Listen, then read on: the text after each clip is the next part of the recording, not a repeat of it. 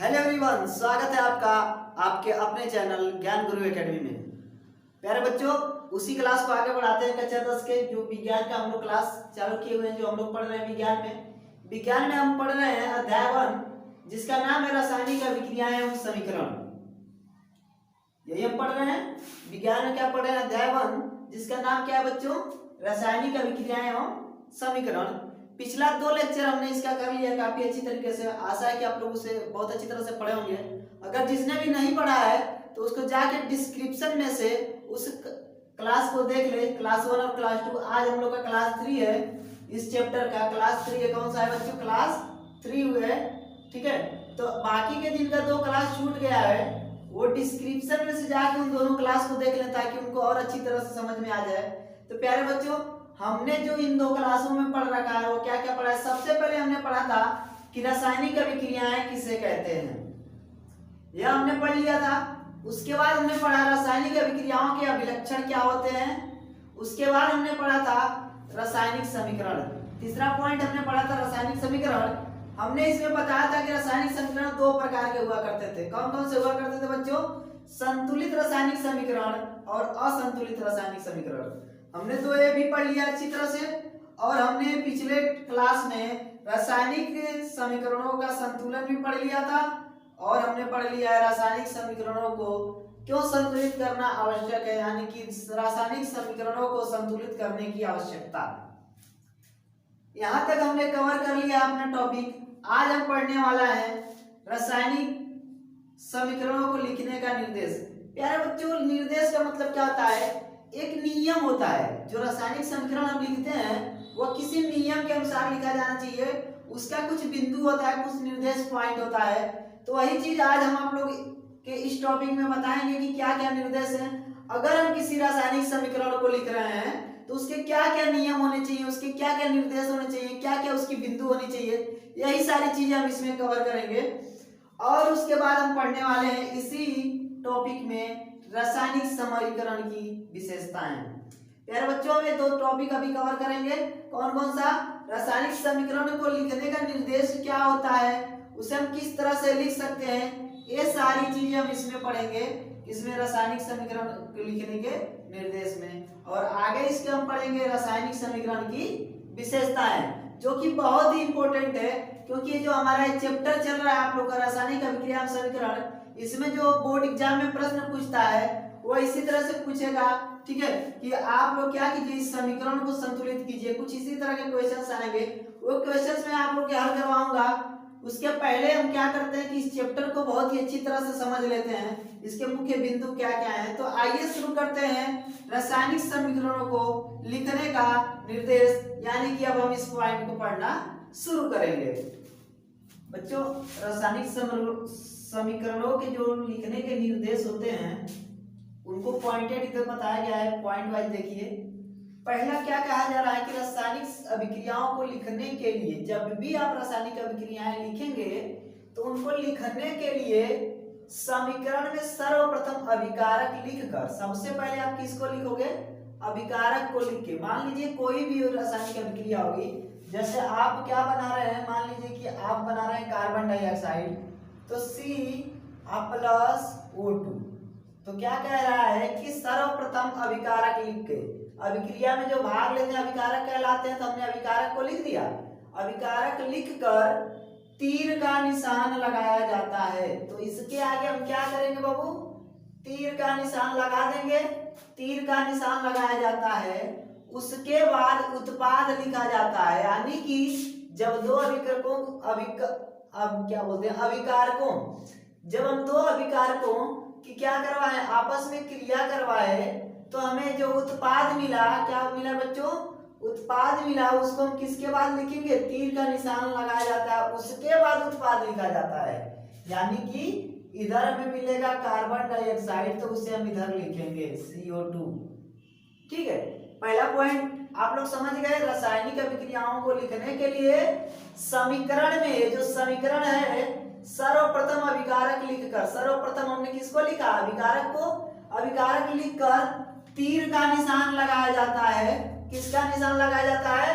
तीर का। यहाँ पे तीर का निशान लगाया, उसके बाद उत्पाद लिखा जाता है, उसके बाद आप उत्पाद लिख दोगे। ये है इसका सबसे पहला पॉइंट। दूसरे पॉइंट पे चलते हैं। दूसरा पॉइंट क्या है बच्चों? अभिकारकों और उत्पादों की संख्या। किसकी किसकी? अभिकारक और उत्पाद की संख्या एक से अधिक होने पर उनके बीच जोड़ का चिन्ह लगाया जाता है। यहाँ पे आप देखिए C आप प्लस O2 दो अभिकारक हैं। अब कह रहा था एक से अधिक होने पे, ये दोनों एक से अधिक हो गए। एक से अधिक होने पर उनके बीच जोड़ का चिन्ह लगाया जाता है। तो हमने इनके बीच किसका चिन्ह लगा दिया? जोड़ का। ठीक है, तो एक पॉइंट भी आप लोगों को क्लियर हुआ होगा। क्या कहें दूसरे पॉइंट में? कुछ नहीं करना है, सबसे पहले आपको नियमों को ध्यान रखना है। ठीक है, क्या करना है? नियमों को ध्यान रखना है। कह रहा है यदि अभिकारक और उत्पाद की संख्या एक से अधिक हो, एक से क्या हो? अधिक हो या अधिक होने पर तो उनके बीच एक चिन्ह लगा दिया जाता है, यानी कि उनको जोड़ दिया जाता है। जब एक से अधिक अभिकारक होंगे तो उनको हम क्या करेंगे? जोड़ देंगे। और जोड़ने के लिए तो जोड़ का निशान लगाना ही पड़ेगा, यानी कि प्लस साइन हमें लगाना ही पड़ेगा। तो वही बता रहा है कि जोड़ का चिन्ह लगाया जाता है। दूसरा पॉइंट भी आपने समझा। उसके बाद कह रहा है तीसरे पॉइंट में कि रासायनिक समीकरणों को संतुलित करना आवश्यक है। क्या करना आवश्यक है बच्चों? संतुलित करना। संतुलित करने के लिए आप लोग को बताया था, क्या बताया था कि जब भी समीकरण को संतुलित किया जाता है तो उसमें क्या होता है कि दोनों तरफ की, यानी कि अभिकारकों और उत्पादों में परमाणुओं की संख्या क्या होनी चाहिए? इक्वल होनी चाहिए, तभी समीकरण क्या होता है? संतुलित होता है। तो रासायनिक समीकरण का जो निर्देश दिया है, जो बिंदु दिया है, जो कह रहा है लिखने की, जो बिंदु बता रहा है हमें, वो जो निर्देश दे रहा है, क्या कह रहा है बच्चों? कि इसमें हमें संतुलित करना भी आवश्यक है। चौथा पॉइंट आप लोग का है रासायनिक समीकरणों को संतुलित करते समय हम किसी भी तत्व या यौगिक का सूत्र परिवर्तित नहीं करते हैं। अगर आप संतुलित कर रहे हैं तो उसमें से किसी भी तत्व या यौगिक का क्या कर सकते हैं? जो सूत्र होगा उसे नहीं बदला जा सकता है। जैसे मान लीजिए Mg+O2, ठीक है। अब इसका जो क्या आता है? उत्पाद आता है, वो हमें मिलता है MgO। अब क्या है कि जब इसे संतुलित करना होगा तो हमारे लिए चौथे पॉइंट में नियम एक बता रखा है, जो कि यह क्या है?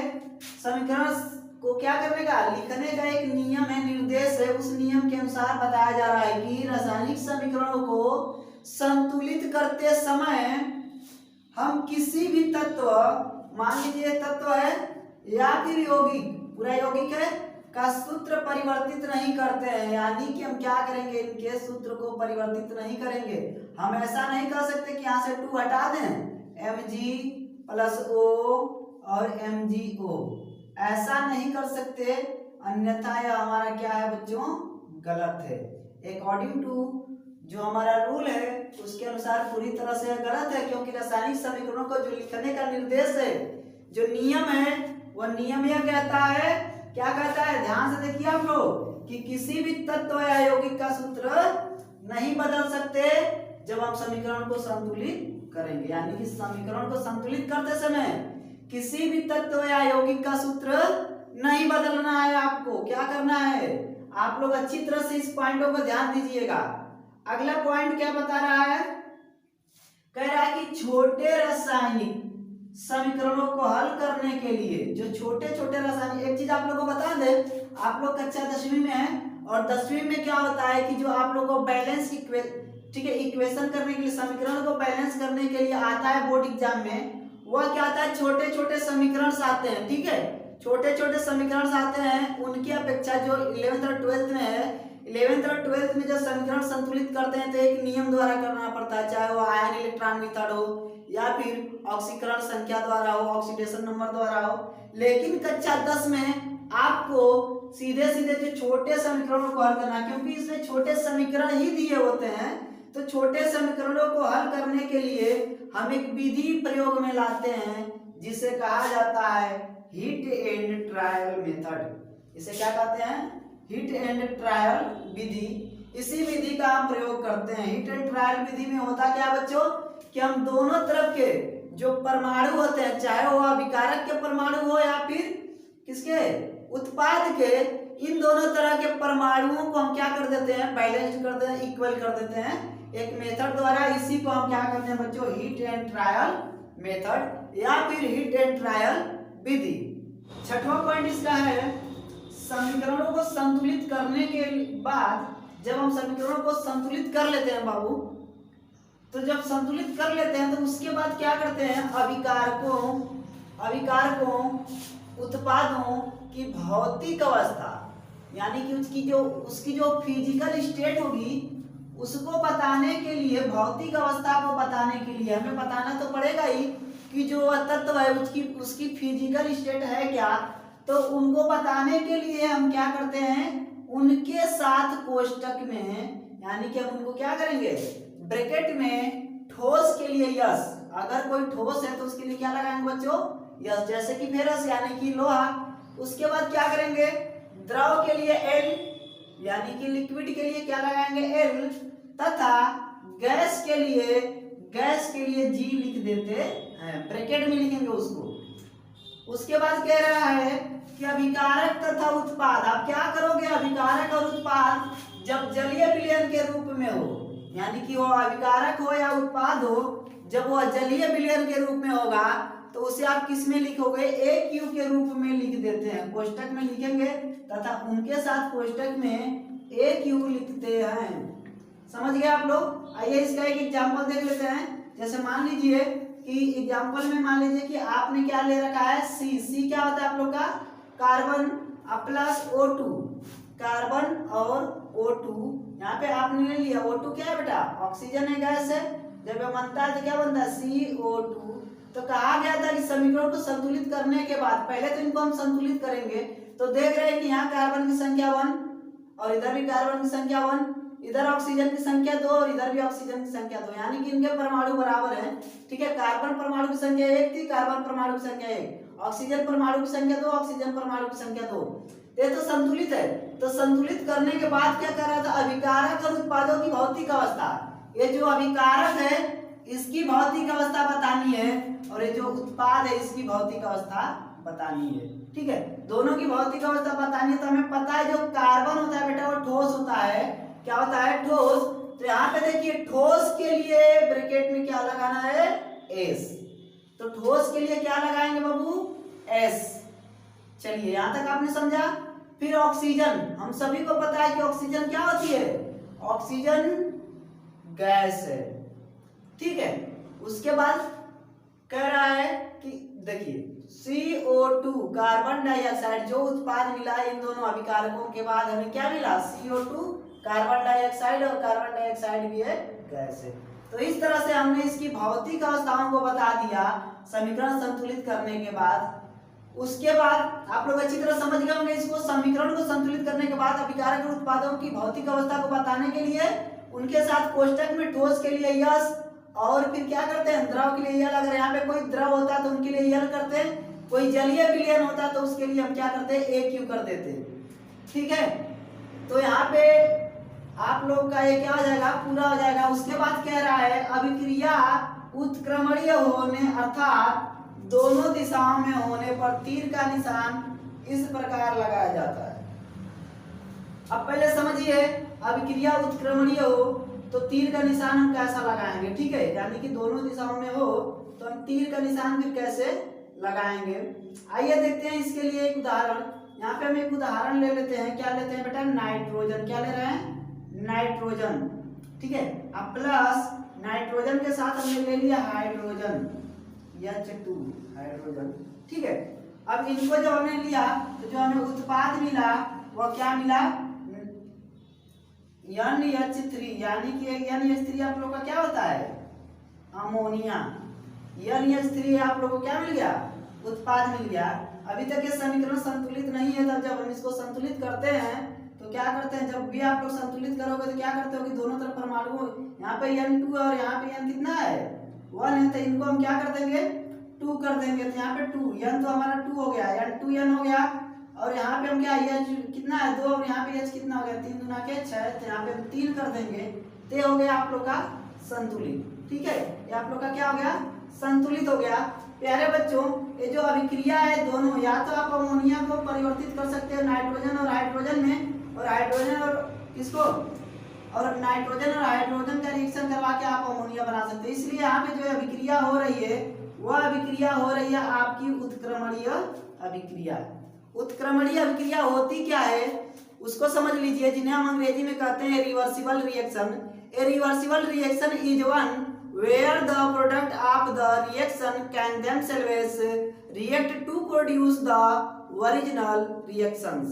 ठीक है, यहाँ पे आपने समझ लिया कि वो क्या करते हैं, प्रोड्यूस किया जाता है एक अवस्था से, यानी कि अभिकारक से उत्पाद में और उत्पाद से अभिकारक में। इसी को हम कहते हैं, क्या कहते हैं बच्चों, उत्क्रमणीय अभिक्रिया। उत्क्रमणीय होने पर दोनों दिशाओं में होने पर, देखिए कह रहा है ना दोनों दिशाओं में, और इधर भी होगी और इधर भी होगी, दोनों दिशाओं में होने पर तीर का निशान इस प्रकार, देखिए तीर का निशान यहाँ लगाया गया है, इस प्रकार लिखते हैं। अगली पॉइंट हमारी जो है बेटा कह रही है कि अभिक्रिया संपन्न होने के लिए आवश्यक ताप, दाब तथा उत्प्रेरकों को तीर के निशान के ऊपर लिखते हैं। कहाँ लिखते हैं उनको, तीर के निशान के ऊपर लिखते हैं, यानी कि जो तीर का निशान होगा उसके ऊपर हम क्या कर देंगे, उसको लिख देंगे। ठीक है, जैसे मान लीजिए कि अभी अभी हम अभिक्रिया करवा रहे हैं बेटा, किसकी अभिक्रिया करवा रहे हैं, जैसे मान लीजिए Cu आपका क्या है, कॉपर है। ठीक है, क्या है, कॉपर। अब प्लस कॉपर की अभिक्रिया कराएंगे किसके साथ बेटा, ऑक्सीजन के साथ। जब इसकी आप अभिक्रिया कराते हैं ऑक्सीजन के साथ तो क्या मिलता है, कॉपर का ऑक्साइड। यहाँ पे आपको मिल गया। अभी भी यह समीकरण संतुलित नहीं है, तो सबसे पहले समीकरण संतुलित कर लेते हैं। समीकरण जब आप संतुलित करोगे तो यहाँ पे कॉपर 1, यहाँ पे भी कॉपर 1, लेकिन यहाँ पे ऑक्सीजन 1, यहाँ पे ऑक्सीजन 2। यहाँ पे आप क्या कर दोगे, ऑक्सीजन को 2 करने के लिए यहाँ गुणा करोगे, तो यहाँ पे आपका ऑक्सीजन 2 हो गया, तो कॉपर भी यहाँ पे क्या हो गया, 2। तो यहाँ पे अगर आप 2 कॉपर कर दो तब आपका समीकरण संतुलित हो जाता है। तो फिर हुआ क्या था, कह रहा था कि अभिक्रिया संपन्न होने के लिए आवश्यक ताप, यानी कि जब अभिक्रिया कोई संपन्न होगी, अभिक्रिया कराने के लिए हमें उसे ताप देना पड़ सकता है, या फिर कोई प्रेशर देना पड़ सकता है, यानी कि टेम्परेचर दे दे, प्रेशर दे दे, या फिर कोई उत्प्रेरक हो आपका। ठीक है, चाहे प्लेटिनम हो चाहे कोई भी हो उत्प्रेरक हो, तो फिर बेटा उनको हम लिखते कहाँ हैं, तीर के निशान के ऊपर लिखते हैं। तीर का निशान है, देखिए ध्यान से, यही तीर का निशान है। मान लीजिए कि ये क्या हुआ, कॉपर और ऑक्सीजन को हमने क्या किया, आपस में गर्म करके मिलाया। यहाँ पे लिख सकते हैं, गर्म करने पे इस तरह से लिख सकते हैं।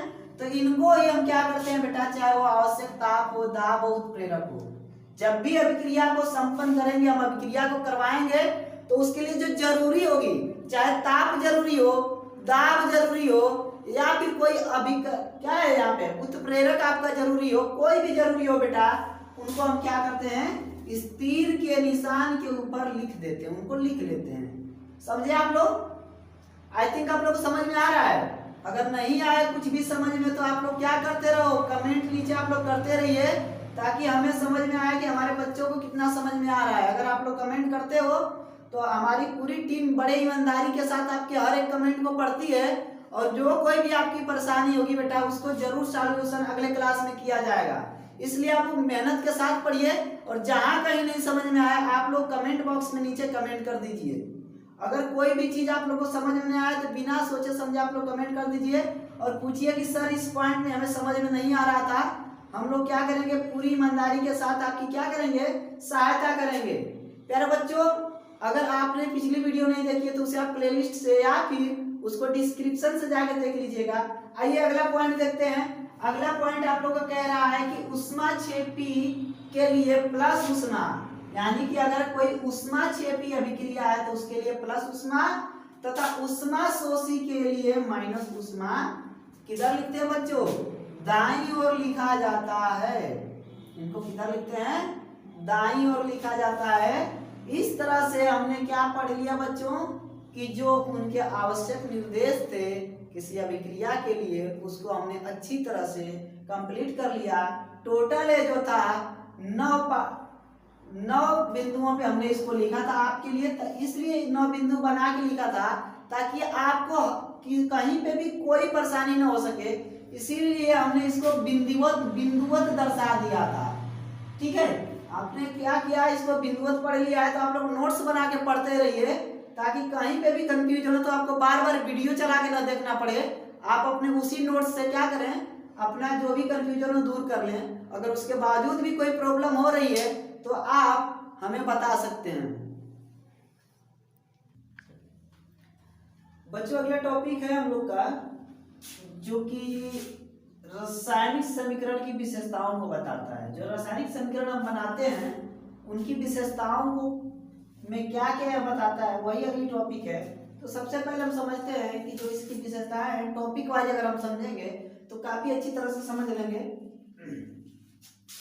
जैसा कि आप लोगों को पहली टॉपिक दिख रही है, अभिकारक एवं उत्पाद के बारे में संपूर्ण जानकारी जैसे अणुओं की संख्या, द्रव्यमान आदि मिलती है। यानी कि मतलब कह रहा है कि जो रासायनिक क्या है समीकरण की पहली विशेषता है, इसमें हमको अभिकारक और उत्पाद के बारे में पूरी की पूरी ही जानकारी मिल जाती है। जैसे मान लीजिए कि अणुओं की संख्या क्या है, फिर उसमें क्या है द्रव्यमान आदि क्या है, सारी चीजों की जानकारी हमें मिल जाती है। दूसरा पॉइंट है पदार्थों की भौतिक अवस्था के बारे में जानकारी प्राप्त होती है। बताया था आप लोग को पदार्थों की भौतिक अवस्था के बारे में, अभी अभी बताया। हम क्या बताया बेटा, अगर ठोस हो, क्या हो ठोस हो, तो ठोस को अंग्रेजी में आप लोग क्या कहते हो, सॉलिड कहते हो। क्या कहते हो, सॉलिड। तो ब्रैकेट में हम लिखते हैं एस, ठीक। अगर कोई तत्व क्या हो ठोस हो तो ठोस को आप लोग अंग्रेजी में क्या कहते हो, सॉलिड। तो उसे आप ब्रैकेट में क्या लिखोगे, एस लिखोगे। अगर वही चीज ठोस के बाद क्या हो, द्रव हो, ठोस की जगह पे द्रव हो तो द्रव को इंग्लिश में आप लोग क्या लिखते हो, लिक्विड। क्या लिखते हो बच्चों, लिक्विड। लिक्विड को ब्रैकेट में आप लोग लिखोगे एल। और ठोस द्रव यानी तीसरी क्या होती है पदार्थ की अवस्था, गैस। गैस हो तो गैस को आप इंग्लिश में गैस ही लिखते हो, तो इसे भी आप लिखोगे जी। प्यारे बच्चों एक चीज आप लोगों को पता है कि मैंने उसमें एक चीज और बताया था कि अगर अभिकारक या उत्पाद जलीय में हो, जलीय विलयन में हो, जलीय रूप में हो, तो फिर हम उसको लिखते हैं जलीय के लिए, जलीय विलयन के लिए हम क्या लिखते हैं बताइए, अभी अभी बताया हूं, बताइए। लिखते हैं बेटा उसको एक्वस, यानी कि शॉर्ट में बोले तो एक्यू, ठीक है। ये चीज हो गई। वही चीज कह रहा है दूसरा पॉइंट, पदार्थों की भौतिक अवस्थाओं के बारे में जानकारी प्राप्त होती है। जैसे ही हम इनको लिख देते हैं, बता देते हैं कि पदार्थ इस तरह का है, तो उसकी भौतिक अवस्था भी हमें पता चल गई कि वह ठोस है कि द्रव है कि गैस है या फिर वह जलीय विलयन में है।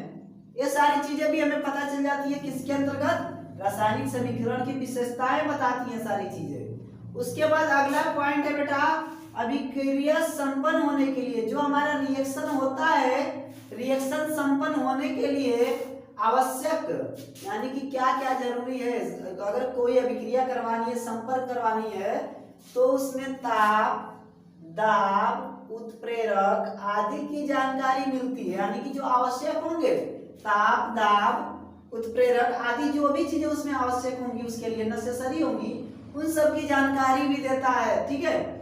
अगला पॉइंट आप लोग का, रासायनिक अभिक्रिया का ऊष्माक्षेपी या ऊष्माशोषी उत्क्रमणीय होने का पता लगता है। यानी कि अभिक्रिया ऊष्माक्षेपी है या ऊष्माशोषी उत्क्रमणीय, अभी अभी बताया। उत्क्रमणीय के लिए कौन सा साइन लगाते हैं, ठीक है, रिवर्सिबल, यानी कि ये वाली साइन हम लगाते हैं। उत्क्रमणीय अभिक्रिया इसे कहते हैं, ठीक है।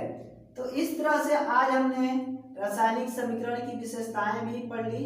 तो रासायनिक समीकरण की विशेषताओं के साथ ही आज का जो ये क्लास था खत्म किया जाता है। लेकिन एक चीज आप लोग को हम बताना चाहेंगे कि आप लोग कभी भी पढ़िए तो प्रॉपर नोट्स बनाइए। इसीलिए हम पूरा अच्छी तरह से आप लोग के लिए नोट्स तैयार करके यहाँ पे लिख देता हूँ, पूरा कंटेंट तैयार करके लाता हूँ, ताकि क्या हो, आप लोग को कोई परेशानी ना हो बेटा, ठीक है। तो अगले क्लास में हो सकता है हम कुछ क्वेश्चंस कर लें इस चैप्टर से रिलेटेड, किस तरह के वो बोर्ड एग्जाम्स में हमारे पूछेगा, तो अगले क्लास में हम उसको डिस्कस करेंगे।